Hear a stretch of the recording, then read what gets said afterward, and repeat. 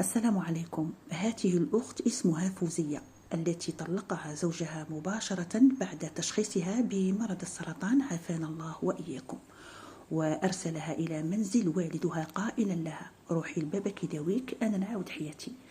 وفعلا طلقها قبل إجرائها لعملية جراحية، ولم تجد فوزية سوى شقيقها الحنون حسين، صاحب القلب الطيب الذي يظهر في الصورة، حيث كان سندها وعوضها الله تعالى به، ورافقها في سنوات العلاج ويلازمها مثل خيالها. حسين هو يعمل كفلاح بسيط، يرعى بعض الأغنام ويبيع الحليب النعاج، ولكنه كريم كرم الملوك، يعتني بها ويطعمها ويصرف عليها، ونذر حياته ووقته لشقيقته التي يعتبرها كل شيء في حياته.